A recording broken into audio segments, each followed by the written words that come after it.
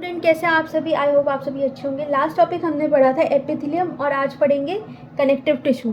ठीक है, तो कनेक्टिव टिश्यू क्या होता है? ये एक टिश्यू है जो कि हमारे ऑर्गन्स को बाइंड टुगेदर करता है, जोड़ के रखता है। नाम से ही पता चल रहा है क्या है, कनेक्टिव टिश्यू। कनेक्ट कर रहा है, बाइंड कर रहा है। और इस टिश्यू के नीचे या फिर इसके अंदर जो सेल है उसके अंदर क्या होता है, इंटरसेल्यूलर फ्लूइड होता है, या फिर उसको सब्सटेंस, इंटरसेल्यूलर सब्सटेंस भी कह सकते हैं, जिसको हम क्या कहते हैं, मैट्रिक्स। तो मैट्रिक्स कहते हैं उसको। और इसी के वजह से ये हेल्प करता है कनेक्टिव टिश्यू को बाइंडिंग करने के लिए। ठीक है, तो कनेक्टिव टिश्यू भी 6 टाइप के होते हैं। पहला होता है एरियोलर, दूसरा होता है डेंस फाइब्रस टिश्यू, तीसरा होता है इलास्टिक टिश्यू, चौथा एडिपोज टिश्यू। एडिपोज मतलब फैटी, हमारी स्किन में होता है ना। और उसके बाद होता है कार्टिलेज और लास्ट होता है बोन। तो हम लोग स्टार्ट करते हैं एरियोलर टिश्यू से। एरियोलर टिश्यू, एरियोलर टिश्यू क्या होता है? सबसे ज़्यादा अगर हमारे बॉडी में वाइडली स्प्रेड अगर कोई टिश्यू होता है तो वो क्या होता है, एरियोलर टिश्यू। क्योंकि इसका जो मतलब कॉम्पोजिशन अगर आप देखोगे तो बिल्कुल ये इरेगुलर और बिल्कुल लूज़ होता है। ठीक है, और ये हमारे स्किन के नीचे बीनीथ द एपिडर्मल लेयर, मतलब स्किन के एपिडर्मिस के नीचे, एपिडर्मल लेयर के नीचे होता है। क्या होता है, एरियोलर टिश्यू। ओके, ये कहाँ होता है, हमारे जो मतलब अनऑक्यूपाइड स्पेसेज होते हैं ऑर्गन्स में, उसके अंदर भरा होता है। जैसे कि हमारा नस हो गया, नस, या फिर नर्व्स हो गया, ब्लड वेसल्स हो गया, मसल्स, इसके अंदर अनऑक्यूपाइड जो स्पेसेस होते हैं उसको ये फिल करता है। करेक्ट है? ओके, तो नेक्स्ट टॉपिक है डेंस फाइब्रस टिश्यू। डेंस से समझ में आ रहा है कि इसका जो अरेंजमेंट है वो है कॉम्पैक्ट। जैसे कि एरियोलर में इसका कैसा अरेंजमेंट था, लूज अरेंजमेंट था। इसके बीच में क्या था, इंटर स्पेस था, है ना, इंटरसेल्यूलर स्पेस था, पर इसके अंदर नहीं है। तो इसके वजह से क्या हो रहा है, बहुत ही ज़्यादा कॉम्पैक्ट हो जा रहा है। और कॉम्पैक्ट होने के वजह से इसमें जो हमारा स्किन है ना, देखोगे स्किन में ये डर्मल ऊपर का जो लेयर है, ठीक है, डर्मिस ऑफ द स्किन, एक टाइटनेस है इसके अंदर, ये डेंस फाइब्रस टिश्यू के वजह से होता है। ओके, और इसके अंदर जो सेल होते हैं वो बहुत कम होते हैं।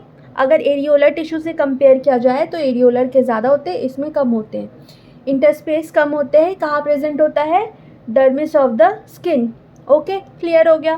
नेक्स्ट आते हैं इलास्टिक टिश्यू। इलास्टिक टिश्यू जो होता है वो येलो कलर का होता है।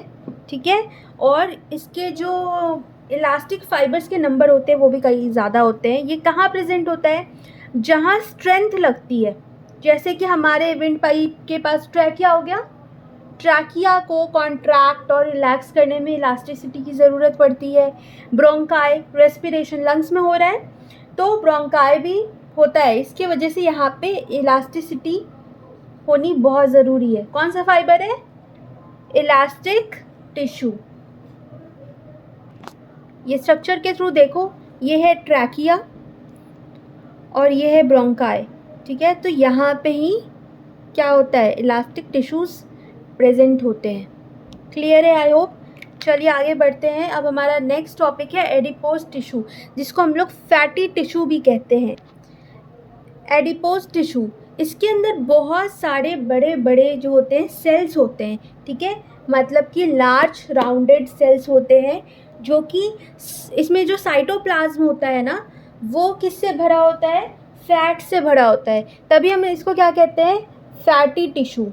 ओके, फैटी टिश्यू कहते हैं, क्योंकि इसका जो साइटोप्लाज्म है वो किससे लोडेड होता है, cytoplasm is loaded with fat. और इसका जो न्यूक्लियस है ना सेल का, वो पेरीफेरी की तरफ पुश्ड होता है। जैसे कि एग्जांपल है इसका सबक्यूटेनियस टिश्यू ऑफ स्किन। अब सबक्यूटेनियस टिश्यू स्किन का क्या होता है, सपोज ये एक स्किन है ना, ये हेयर्स हो गए, ये पोर्शन होता है एपिडर्मिस, ये होता है डर्मिस, और जो नीचे होता है वो होता है सबक्यूटेनियस। ठीक है, तो इसमें क्या होता है, कह सकते हैं basal layer of the skin is known as subcutaneous. तो हमारा जो एडिपोज टिश्यू होता है वो यहीं पे प्रेजेंट होता है। पांचवा पढ़ेंगे कार्टिलेज, ठीक है। तो पढ़ेंगे अब कार्टिलेज। कार्टिलेज क्या होता है ना, एक टफ और जिलेटिनस इलास्टिक मैट्रिक्स से बना होता है, ठीक है, जिसको हम कहते हैं, जो क्या बनाता है, कॉन्ड्रिन, CHONDRIN, कॉन्ड्रिन बनाता है, ठीक है। ये इसके जो सेल्स होते हैं वो थोड़े कम राउंडेड होते हैं। जैसे पिछले जो हमारे एडिपोज थे वो बताया कि वो काफ़ी राउंडेड था, पर इसका जो सेल है वो लेस राउंडेड होता है और एम्बेडेड होता है, ठीक है। ये भी 3 टाइप के होते हैं, एक हाइलिन कार्टिलेज, फाइब्रो कार्टिलेज और इलास्टिक कार्टिलेज। शॉर्ट में पढ़ेंगे हाइलिन कार्टिलेज क्या होता है। तो ये जो कार्टिलेज होता है ना वो ट्रांसपेरेंट होता है, ठीक है, और इसके जो सेल होते हैं वो स्मॉल ग्रुप्स में अरेंज्ड होते हैं। Cell are arranged in small groups. इसका एग्जाम्पल है ट्रैकिया या फिर टिप ऑफ नोज़, नाक का जो टिप होता है वहाँ ये प्रेजेंट होता है। कौन सा कार्टिलेज, हाइलिन कार्टिलेज, क्लियर है। दूसरा है फाइब्रो। तो फाइब्रो कार्टिलेज होते हैं, इसमें कोलाजन के थिक बंडल्स होते हैं। कोलाजन सुना होगा, स्किन में होता है, और गर्ल्स आजकल कोलाजन को काफ़ी यूज़ करती है स्किन को अपने बूस्टिंग के लिए, थोड़ा ग्लो के लिए।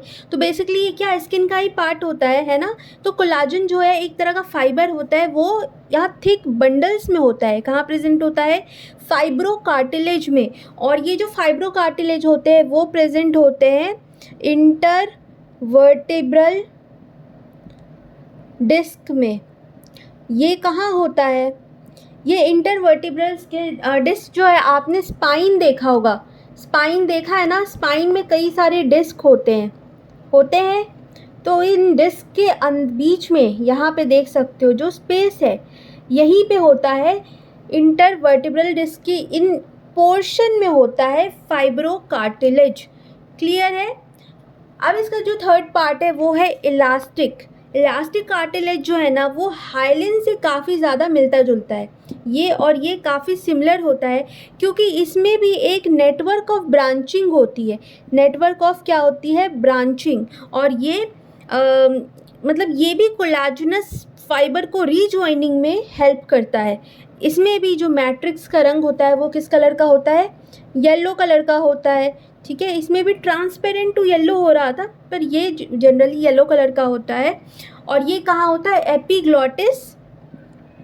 एपीग्लॉटिस, जिसको हम वॉइस बॉक्स भी कहते हैं, बॉयज़ के होते हैं जनरली, यहाँ पे निकले हुए गले के पास, या फिर लैरिंजियल कार्टिलेज।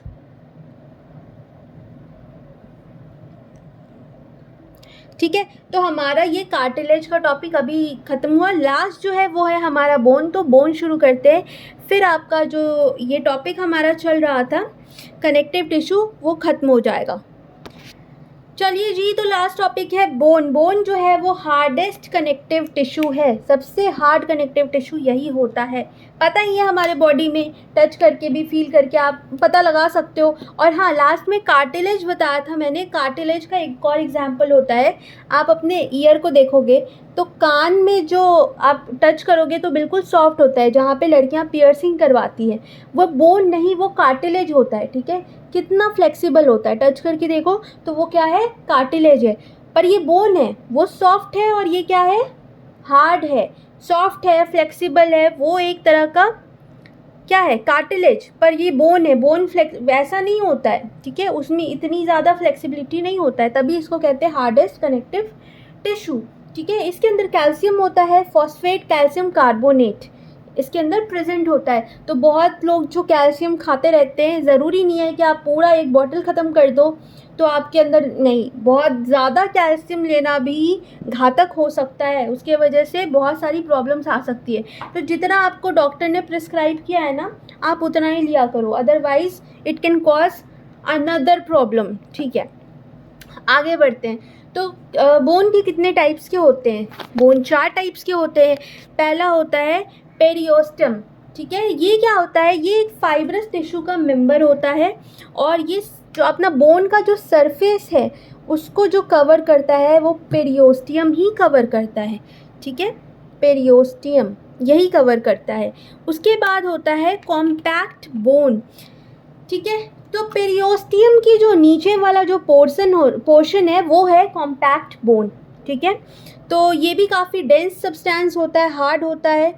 ओके, उसके बाद होता है कैंसिलस या फिर स्पॉन्जी बोन। कैंसिलस क्या होता है, एक पोरस टिश्यू होता है। पोरस टिश्यू होता है, it forms the interior of mature bone. कभी आपने मटन या चिकन खाया होगा, कभी कभी उसको खाते वक्त देखा होगा कि उसके अंदर कुछ ऐसा ऐसा ऐसा ऐसा छोटा छोटा पोरस जैसा है हड्डी के अंदर। जिसने देखा होगा वो ठीक है, जो वेज है उनके लिए आई एम सॉरी, बट होता है वो, उसके अंदर एक स्पॉन्जी स्ट्रक्चर होता है। हालांकि वो हार्ड होता है, बट देखने में आपको पोरस और स्पॉन्जी लगेगा। ये कहाँ होता है, इसके अंदर, मतलब कि it forms the interior of mature bone, मतलब मैच्योर बोन के अंदर इंटीरियर पोर्शन को कैंसिलस कहते हैं। लास्ट है बोन मैरो। बोन मैरो क्या होता है, बिल्कुल सॉफ्ट मटेरियल होता है और इसको भी बहुत लोग वैसे तो खाते हैं, बट ठीक है, पता ही होगा बोन मैरो क्या होता है। ये हॉलो बोन के अंदर जो सब्सटेंस होता है, फ्लूइड लाइक सब्सटेंस, उसको फिल करता है। और ये भी दो टाइप के होते हैं, एक येलो बोन मैरो और दूसरा क्या होता है, रेड बोन मैरो। जो येलो बोन मैरो होता है ना, वो फैटी टिश्यू से होता है बना हुआ, और जो रेड होता है वो किससे बना होता है, ब्लड सेल से डेवलप हुआ होता है। तो आई होप कि आपको ये पूरी टॉपिक समझ में आ गई होगी कनेक्टिव टिश्यू की। कोई भी डाउट हो तो आप मुझसे पूछ सकते हो कमेंट करके, और इसी बात पे आप मेरे चैनल को सब्सक्राइब कर देना, लाइक कर देना। मिलते हैं नेक्स्ट टॉपिक में। Thank you so much.